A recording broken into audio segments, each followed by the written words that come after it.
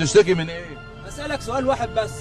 دوله ليها برلمان وليها مؤسسات عسكريه ومؤسسات امنيه خارجيه وداخليه وليها 20 وزاره، حالها يبقى بالوضع دوت وبالشكل ده ازاي؟ بالله عليك، قبل ما يحصل انتخابات لرئيس الجمهوريه كان عندنا سكر يكفينا وكان عندنا رز وكنا بنصدره. ايه اللي حصل؟ راح فين وجه منين؟ عايزين نفهم. نتفرج على التلفزيون نلاقي مصر فيينا، ننزل في الشارع نلاقيها بنت عم الصومال. بالله عليك قول لي ايه اللي حصل وايه الحل؟ الناس اللي فوق اللي رايحين يحتفلوا، لا مؤاخذه رايحين يحتفلوا جايبين 38 وفد يصرفوا عليهم 25 مليون جنيه، والمواطن الفقير مش لاقي كيلو الرز في الشارع. هل ده يرضي ربنا؟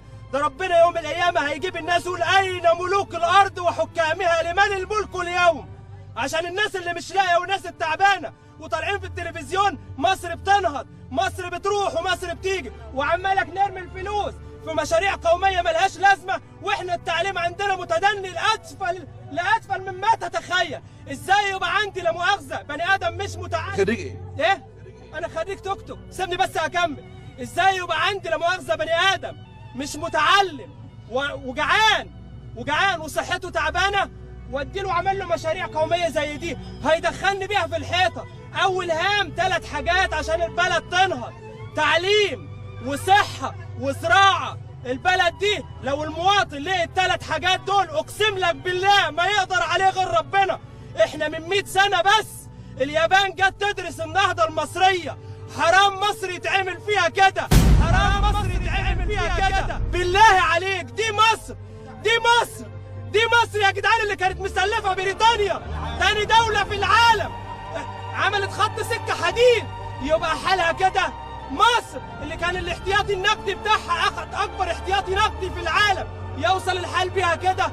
مصر اللي كان تحت امرتها تشاد والسودان والسعوديه، حبه دول من الخليج بيضحكوا علينا وبيتريقوا علينا بيقولوا احنا بصوا لادوار ما بصوا لادوارنا ضد مصر، وبصوا احنا بنديكم وبنعملكم اللي كان تشريفا لينا من 70 سنه. كسوه الكعبه بتطلع من مصر. هل ده يليق بمصر؟ هل ده يليق بمكانه مصر؟ مفيش حد قلبه على مصر ولا بيحب مصر يقول لا حرام. ما يرضيش ربنا شويه تجار ضحكوا على الناس بحجه الوطنيه والديمقراطيه والعداله الاجتماعيه وعهودهم بعيده كل البعد عن الديمقراطيه والعداله.